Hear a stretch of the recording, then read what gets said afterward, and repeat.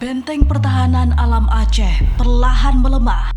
Dalam beberapa tahun terakhir, tutupan hutan di provinsi ini terus menyusut dengan laju yang mengkhawatirkan. Sepanjang tahun 2025, Aceh kehilangan tutupan hutan mencapai 39.687 hektar, meningkat 274% dibandingkan tahun sebelumnya. Lonjakan ini menjadi salah satu yang tertinggi dalam satu dekade terakhir. Ketika hutan berkurang, kemampuan alam untuk melindungi ikut menurun. Tanah kian rapuh, daya serap air melemah, dan aliran sungai semakin sulit dikendalikan. Menjadikannya salah satu faktor yang memperparah bencana banjir dan longsor yang melanda berbagai wilayah Aceh pada akhir tahun 2025. Bencana yang seharusnya bisa diredam justru berubah menjadi krisis yang lebih besar. Kalau deforestasi terus berjalan, kemudian tidak diantisipasi, tidak diminimalisir, maka yang sudah pasti bencana seperti yang kita rasakan di akhir 2025 itu akan terus berulang. Sudah pasti. Alam yang seharusnya menjadi pelindung kini tidak lagi sekuat dulu. Berkurangnya tutupan hutan membuat daerah ini semakin rentan jika menghadapi badai yang kian tak terduga. Dan semua tidak luput dari tangan manusia yang mengesampingkan regulasi. Ilegal masih terjadi. Kita nggak bisa pungkiri. Jangankan menjaga kawasan hutan yang luasnya 2,5 juta hektar. Kadang-kadang kita bisa menjaga rumah sendiri, kita juga masih ada kemalingan. Dengan kebutuhan pembangunan dan pemanfaatan sumber daya alam, mampukah Aceh memulihkan benteng terakhirnya? Atau justru membiarkan hutan terus menyusut dan risiko bencana semakin membesar?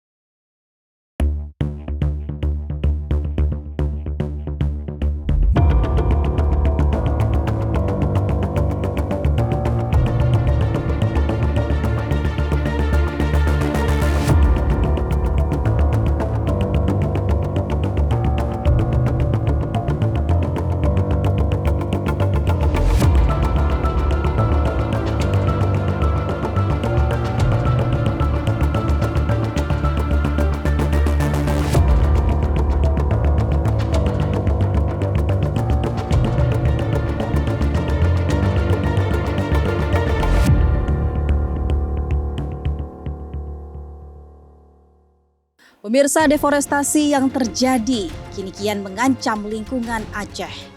Bahkan dalam satu dekade terakhir saja, hutan Aceh telah kehilangan tutupannya. Dan angka ini naik signifikan pada tahun 2024 dan 2025, sehingga memunculkan pertanyaan seperti apa perlindungan hutan di Aceh saat ini. Banyak penyebab yang bisa terjadi, bisa disebabkan oleh alam, tapi tidak bisa dipungkiri ada campur tangan manusia yang mengambil alih fungsi hutan, mengubahnya menjadi perkebunan, pertambangan, hingga penebangan liar. Dan hutan yang bahkan statusnya hutan lindung saja, realitanya tidak benar-benar terlindungi dari tangan manusia ini. Oleh karena itu, kali ini kami akan mengajak Anda untuk menelisik, melihat seperti apa kondisi hutan Aceh, seperti apa deforestasi yang terjadi, hingga regulasi-regulasi yang seharusnya dapat melindungi. Selengkapnya dalam Lensa Publik.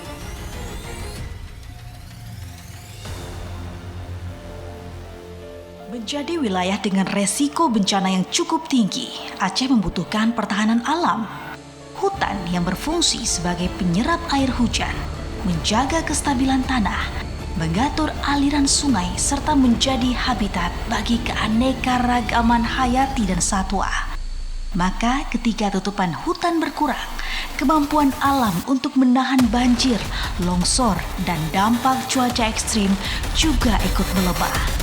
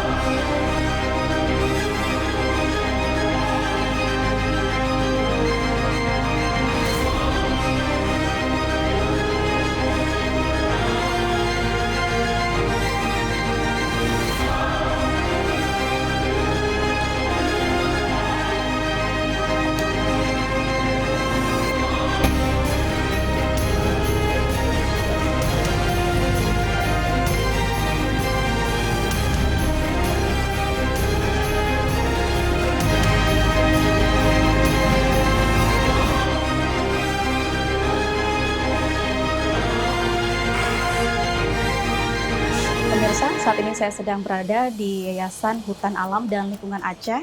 Saya udah janjian bersama dengan Geographic Information System atau GIS Manager dari Yayasan HK Aceh untuk tahu sebenarnya bagaimana kondisi deforestasi di Aceh saat ini. Assalamualaikum Bang Lukman. Waalaikumsalam. Ya pemirsa, saat ini kita sedang bersama dengan Bang Lukmanul Hakim. Terima kasih telah menyempatkan waktu bertemu tim Lensa Publik. Bang Lukman, sebenarnya kalau untuk Yayasan HK sendiri melihat seperti apa kondisi deforestasi di Aceh selama 1 dekade terakhir ini? Ya, sebelum menceritakan bagaimana kondisi deforestasi di Aceh, mungkin mulanya saya ingin menyampaikan bahwa kami dari Yayasan HK ini kan sebuah CSO atau organisasi masyarakat sipil, itu turut memantau kondisi hutan di Aceh. Jadi sebenarnya kalau data deforestasi atau data kehilangan hutan ini kan banyak penyedianya ya. Jadi selain dari tentu data resmi itu ada data pemerintah dari Kementerian Kehutanan, kan. Tapi ada beberapa pihak lain juga ikut memantau. Salah satunya HK. Kami melihat dalam 1 dekade terakhir dari 2015 atau 2016 ini ada angka yang fluktuatif sebenarnya. Jadi ada yang naik turun.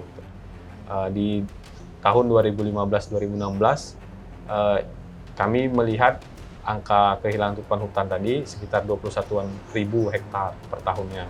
Lalu menurun memang sebenarnya ada indikasi menurun, ada tren menurun sekitar menjadi 15.000-an hektar per tahun di 2018 sampai 2020. Stabil di angka 15.000-an, terus turun lagi gitu, menjadi sekitar 9.000-an hektar di tahun 2021 sampai 2023. Nah, setelah itu di 2 tahun terakhir 2024-2025 kita lihat ada peningkatan kembali gitu kan. Di 2024 angkanya jadi 10.000-an hektar dan 2025 kemarin cukup tajam peningkatannya. Bang Lukman, dalam 2 tahun terakhir ini meningkatnya hilangnya tutupan hutan ini dari pantauan HK selain memang ada penyebab alam, untuk penyebab dari manusia sendiri seperti apa kondisinya? Ya, 2 tahun terakhir ini memang, atau tahun terakhir ya, 2025 kemarin itu unik memang. Faktor terbesar memang tentu alam, di kehilangan tutupan hutan 2025. Kami mencatat tahun 2025 itu angka kehilangan tutupan hutannya sekitar 39.000-an hektar, jadi hampir 40.000-an hektar. Itu meningkat sangat tinggi dibanding tahun sebelumnya, 2024. Nah, di 2025 itu faktor terbesar tadi faktor alam, akibat longsor, banjir tadi, karena dipicu siklon Senyap, sekitar 61%. Tapi sisanya memang ada faktor manusianya gitu kan. Jadi sekitar 15.000-an hektar itu adalah akibat faktor manusia. Kalau pendekatan yang kami lakukan itu faktornya itu ya termasuk ekspansi perkebunan, lalu ada pertambangan juga, ada pembangunan jalan yang berhubungan dengan logging dan pertambangan, juga ada faktor tadi logging ya, pembalakan liar. Untuk di Aceh sendiri, kawasan yang paling banyak kehilangan tutupan hutan di mana saja, Bang? Pantauan terakhir kami melihat ada beberapa aktivitas yang masif kami bilang mungkin di area Suaka Marga Satwa Rausingkil. Sebenarnya Suaka Marga Satwa atau SM Rausingkil ini dari beberapa tahun terakhir kami memantau memang ada aktivitas yang terus-menerus gitu kan ya, mungkin terkesan kecil dibanding kawasan konservasi di provinsi lain, tapi mengingat statusnya itu, jadi Suaka Marga Satwa ini statusnya paling tinggi level perlindungannya, tapi kehilangan tutupan hutan atau deforestasi yang terjadi di sana itu terus-menerus berlangsung gitu kan, dan itu termasuk tinggi untuk ukuran dengan kawasan level tertinggi tadi gitu kan. Ada juga nanti di kawasan hutan lindung di Aceh Selatan itu kita juga lihat ada aktivitas logging dan perambahan di dalam kawasan hutan lindungnya. Kalau menurut saya sih secara regulasi ya sudah kuat ya, ada hutan lindung, ada kawasan konservasi tadi, ada Suaka Marga Satwa, bahkan ada kawasan yang dilindungi di luar kawasan hutan, seperti misalkan kawasan lindung gambut atau sempadan sungai, sempadan laut atau pantai misalkan, atau ada nilai area HCV High Conservation Value kan, tapi dalam pelaksanaan di lapangan memang belum maksimal.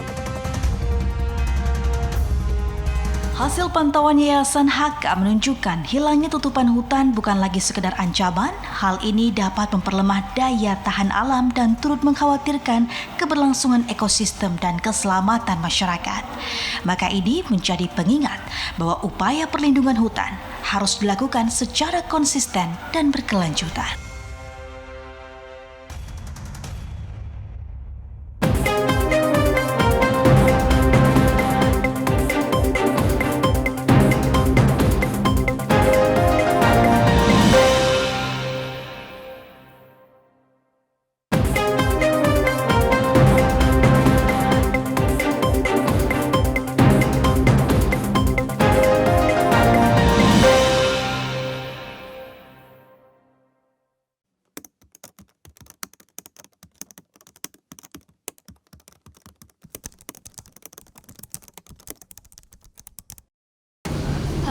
Jika dari pandangan saya Kak ya, hutan Aceh saat ini tergolong mengkhawatirkan. Kenapa saya bilang begitu? Berkaca dari kejadian sebelumnya, Aceh dilanda musibah hidrometeorologi pada 2020 silam, dan itu sangat mengagetkan karena itu merupakan sesuatu hal yang baru bagi masyarakat Aceh, sehingga banyaknya menimbulkan korban bencana karena tidak ada kesiapan. Menurut saya sendiri itu merupakan salah satu penyebabnya, itu adalah kita lalai dalam mempertahankan kelestarian hutan. Hutan merupakan sesuatu hal yang vital bagi negara. Hutan penyedia oksigen, kemudian juga penyedia sumber daya alam. Hutanlah yang menangkap air dari hujan sehingga dapat diserap melalui akar-akarnya agar tidak terjadi bencana yang tidak kita inginkan seperti banjir. Kemudian dari bencana tersebut mungkin penyebabnya adalah terjadinya deforestasi pada hutan. Kita harus bertanya-tanya, kenapa bisa terjadi bencana di Aceh? Sedangkan kita tahu bahwa Aceh itu dikelilingi oleh hutan-hutan, kita punya grosser yang banyak sekali tumbuhannya kan, sehingga bagi saya mungkin itu menjadi suatu pertanyaan yang masih belum ditemukan jawaban pastinya. Mungkin para ahli sudah menjelaskan penyebabnya, tetapi saya sendiri sebagai mahasiswa cukup curiga apa yang terjadi dengan hutan Aceh sehingga kita dapat mengalami bencana seperti tersebut. Seperti diketahui akhir-akhir ini seperti bulan November kemarin itu terjadinya bencana banjir itu kan bisa juga disebabkan karena adanya penggundulan hutan. Jadi seperti kita ketahui sebenarnya hutan di Aceh ini sudah sering mengalami penggundulan yang bahkan itu dari pihak-pihak yang tidak bertanggung jawab. Dan di sini kita juga nggak tahu itu siapa. Maka dengan begitu diharapkan juga untuk pemerintah lebih kooperatif dan tentang hutan itu, jadi mereka lebih peduli lagi lah tentang kesehatan hutan itu. Jadi sehingga tidak ada lagi kondisi-kondisi di mana hutan itu tidak terlindungi, sedangkan dia kan sebagai sumber kehidupan kita juga nih ya, tidak bagi kita juga, seperti makhluk hidup lain, seperti hewan-hewan yang bisa. Jadi ada kalanya untuk pemerintah sih harus lebih prihatin lagi terhadap hutan yang ada di Aceh. Kondisi hutan Aceh saat ini masuk dalam kategori waspada. Apalagi di akhir tahun lalu di 2025 kita mengalami bencana di 2, lagi di mana hampir rata-rata hutan di Aceh mengalami kerusakan. Menurut saya faktor utama kerusakannya sendiri sebenarnya menurut saya pribadi akibat ulah manusia. Hutan Aceh saat ini itu bisa dibilang lumayan mengkhawatirkan dan lumayan memprihatinkan. Dengan mungkin ada beberapa hal yang kami sebagai warga sendiri kurang tahu apa yang terjadi, namun menurut saya kejadian atau bencana yang terjadi akhir tahun lalu itu tidak bisa dibilang sepenuhnya akibat dari bencana alam, karena kerusakan yang terjadi cukup besar. Kekhawatiran kondisi hutan Aceh turut dirasakan sejumlah warga. Bahkan hal ini kian terasa pasca bencana besar pada akhir 2025 lalu. Begitupun dengan pengamat lingkungan yang menilai deforestasi yang cukup tinggi ini menjadi ancaman serius, sehingga pihak terkait harus lebih lagi memperketat penerapan regulasi dan perlindungan hutan. Beragam ya penyebab terkait dengan kehilangan hutan. Saya ingin sampaikan bahwa deforestasi kita di akhir 2025 saja cukup tinggi sebenarnya. Itu mencapai di atas 39.600 hektar lebih. Artinya apa? Bahwa ini sebuah ancaman serius bagi kita di Aceh ya terutama, dan menurut saya ini perlu diantisipasi dari awal. Karena kalau kita lihat dari angka kehilangan hutan kita sebenarnya dari tahun-tahun sebelumnya juga terjadi. Ini memang menjadi sesuatu warning bagi kita, ini early warning system juga sebenarnya untuk mengingatkan kepada kita semua termasuk pemerintah bahwa yang terjadi di akhir 2025, November 2025 itu bukan sesuatu yang harus kita pikirkan secara matang bagaimana pola untuk menyelesaikan ini. Karena dengan terjadinya deforestasi ini berarti kan kita sudah mengalami kerusakan daerah aliran sungai. Kemudian perubahan iklim yang semakin masif. Kemudian juga berbagai perlakuan terkait kehilangan keanekaragaman hayati juga mulai terjadi. Ya, kalau deforestasi terus berjalan, kemudian tidak diantisipasi, tidak diminimalisir, maka yang sudah pasti bencana seperti yang kita rasakan di akhir 2025 itu akan terus berulang. Itu sudah pasti. Kemudian kita akan mengalami krisis yang cukup luar biasa, bukan hanya krisis pangan ya. Kita juga akan terjadi kekeringan, kemudian juga ya akan menyebabkan potensi ekonomi masyarakat kita akan lumpuh. Maka pemulihan wilayah-wilayah kritis di daerah aliran sungai, lingkungan kita, memperbaiki hutan kita, melakukan reboisasi ini menjadi tindakan yang harus segera dilakukan.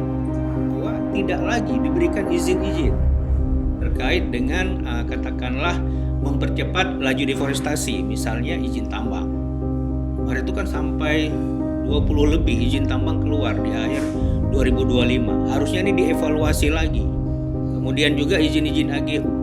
Kemudian juga HGU yang nyasar ya ke wilayah lindung. Ini masih banyak terjadi. Kemudian memastikan bagaimana kita bisa tidak lagi terjadi illegal logging, perambahan hutan secara ilegal. Tambang-tambang ilegal masih banyak. Jadi banyak sekali PR kita untuk memastikan bahwa hutan kita ke depan itu benar-benar bisa diatasi secara baik. Masih banyak wilayah-wilayah yang abai dari pengawasan. Ini harus ditegas ya ke depan. Kemudian juga ketaatan kita terhadap penegakan hukum. Wilayah hutan lindung dinilai saat ini masih belum cukup mendapatkan pengawasan yang ketat, sehingga pemerintah didesak untuk dapat lebih mempertegas penegakan hukum dalam menjaga keberlangsungan hutan. Ini hutan lindung, ini area hutan lindung. Ini udah jadi APL, area penggunaan lain. Ini dibebaskan untuk keperluan tempat pembuangan sampah di sini.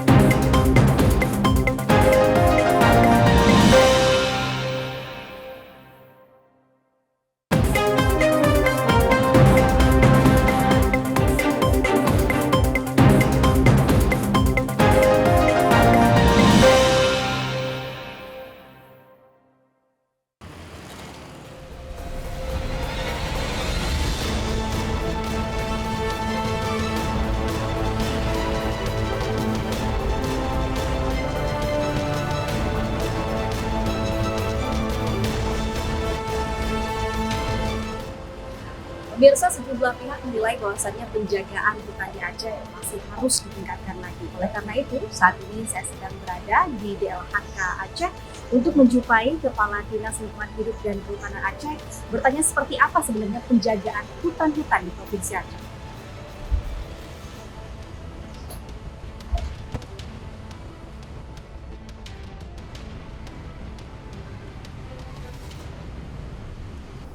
Assalamualaikum Pak Hanan. Waalaikumsalam, terima kasih. Selamat datang Tri di Dinas Lingkungan Hidup Kehutanan Aceh. Iya, terima kasih Bapak sudah bersedia menerima tim Lensa Publik hari ini ingin mengulik sebenarnya bagaimana penjagaan hutan di Aceh. Pak Hanan, dalam 1 dekade terakhir ya, informasi yang kami dapatkan tutupan hutan di Aceh tren berkurangnya cukup signifikan, bahkan 2 tahun terakhir ini juga angkanya semakin tinggi. Sebenarnya bagaimana Pak regulasi dan implementasi penjagaan hutan-hutan di Aceh sejauh ini? Aceh itu memiliki luasan kawasan hutan 3,5 juta hektar. Kemudian pemerintah Aceh dalam hal ini diberikan tanggung jawab pengolahan di dalam hutan lindung dan hutan produksi yang jumlah luasannya lebih kurang 2,5 juta hektar, termasuk di dalamnya Tahura Pacumara Intan. Itu dikelola, diawasi untuk di tingkat apa oleh KPH. Jadi langkah-langkah hari ini, alhamdulillah tahun 2025 kemarin telah dikukuhkan 10 KPH. Yang tadinya 6 KPH berdasarkan daerah aliran sungai. Kemudian di tahun 2025 kemarin itu tata kelola penanganan kawasan hutan itu sudah berubah menjadi 10 KPH dan itu dibagi berdasarkan wilayah administratif kabupaten kota. Tutupan hutan Sumatera itu yang luasannya adalah 13 juta hektar, 3,1 juta hektar itu tutupannya berada di Provinsi Aceh. Sehingga salah satu penyangga hutan Sumatera adalah Provinsi Aceh. Namun untuk penjagaan yang di bawah wewenang DLHK saat ini jika dilihat data memang ada tutupan yang hilang. Dari hasil DLHK sendiri apa yang menjadi penyebabnya itu, Pak Hanan? Laju deforestation atau hilangnya tutupan lahan itu bisa dilihat dari berbagai penyebab. Yang pertama misalnya karena adanya pembangunan jalan. Ada bangunan-bangunan yang secara resmi dan mendapatkan perizinan dari pemerintah itu dibangun dalam kawasan hutan, termasuk pembangunan jalan itu sendiri, kemudian ada irigasi dan waduk, itu akan merubah tutupan hutan itu sendiri. Kemudian di sisi lain secara resmi juga terjadi di luar kawasan hutan. Kemudian ada pelanggaran-pelanggaran yang dilakukan secara ilegal. Tidak bisa kita pungkiri bahwa hari ini ada masyarakat yang membuka kebun dalam kawasan. Kemudian juga ada kegiatan masyarakat yang melakukan penambangan secara ilegal.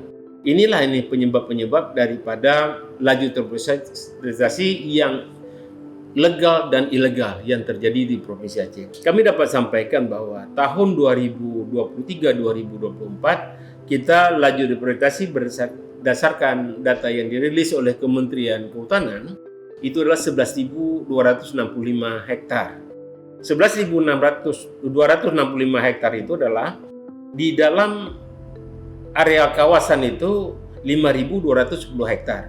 Kemudian di luar kawasan itu ada 6.000 hektar lebih. Jadi artinya apa?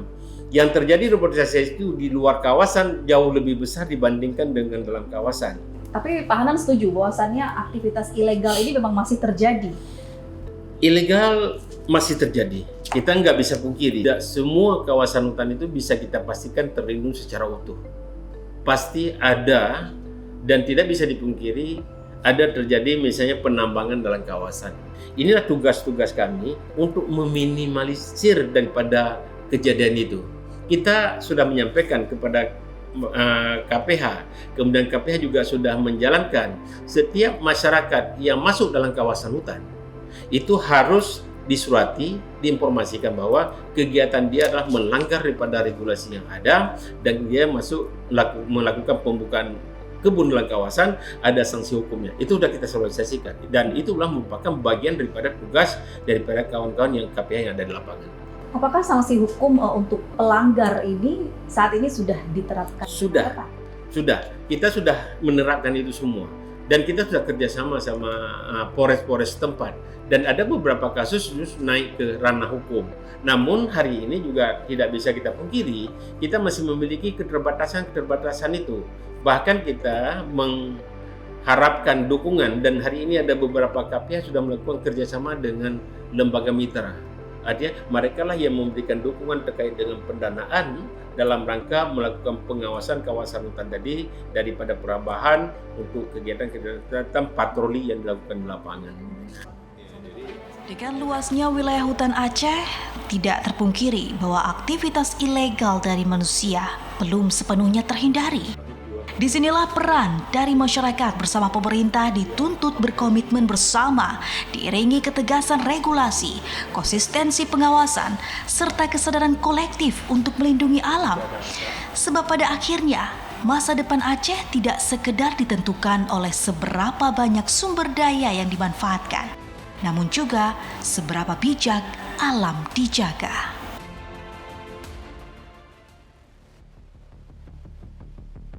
Sejumlah regulasi telah tertata di atas kertas dan saat ini implementasi yang menjadi tantangan yang harus konsisten dilakukan oleh semua pihak.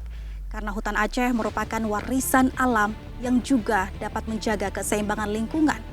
Menjaganya hari ini tentu tidak hanya akan berdampak pada esok hari, tetapi juga bagaimana generasi yang akan datang ke depannya.